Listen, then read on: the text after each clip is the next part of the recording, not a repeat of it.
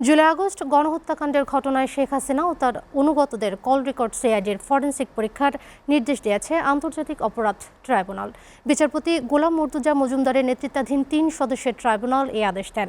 পরে chief prosecutor Tajul Islam জানান, গণহত্যায় জড়িত আসামিদের কল রেকর্ড ও সিসিটিভি ফুটেজ সহ বিভিন্ন ডিজিটাল আলামত প্রসিকিউশনের হাতে এসেছে এবং আরও তথ্য সংগ্রহ করা হচ্ছে। সাদমান সাকিবের প্রতিবেদন। বৈষম্য বিরোধী ছাত্র আন্দোলনে উত্তাল সময়ে রাজধানীর যাত্রাবাড়িতে পুলিশের গুলিতে শহীদ হওয়া কলেজ শিক্ষার্থী ইমাম হাসান তাইম হত্যা মামলায় গ্রেফতার সহকারী পুলিশ কমিশনার তানজিল আহমেদ এবং গাজীপুরের কোনাবাড়ি থানার পাশে বন্দুক ঠেকিয়ে গুলি করে কলেজ ছাত্র মোহাম্মদ হৃদয় হত্যা মামলায় পুলিশের কনস্টেবল মোহাম্মদ আকরাম হোসেনকে 20 জানুয়ারি হাজির করার নির্দেশ দিয়েছেন আন্তর্জাতিক অপরাধ ট্রাইব্যুনাল।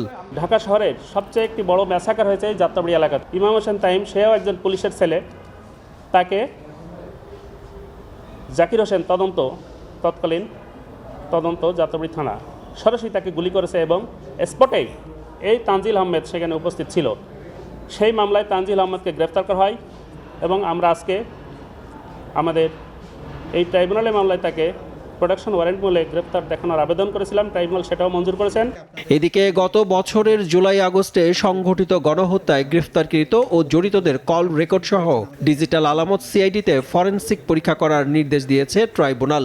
আপনারা জানেন যে কোনো ডিজিটাল ডাটা, এই মামলার একটা ইম্পর্টেন্ট পার্ট হচ্ছে ডিজিটাল তথ্য উপাত্ত।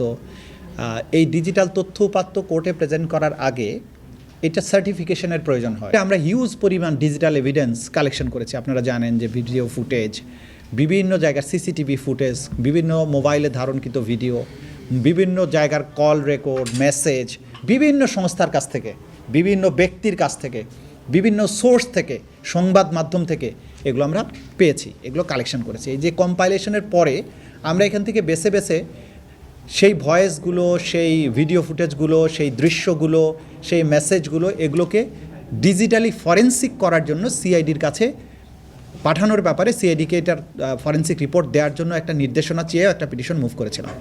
সেই পিটিশনে আমরা আমাদের প্রাপ্ত তথ্যগুলো ওরা সার্টিফিকেশন দেবে।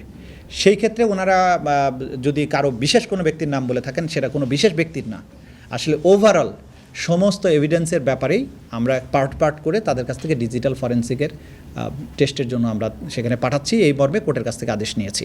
তিনি জানান, ন্যায় বিচার নিশ্চিতে সর্বোচ্চ গুরুত্ব দিয়ে কাজ করছে prosecution team. Call record, message, বিভিন্ন। সাদমান সাকিব, এসিটিভি, ঢাকা।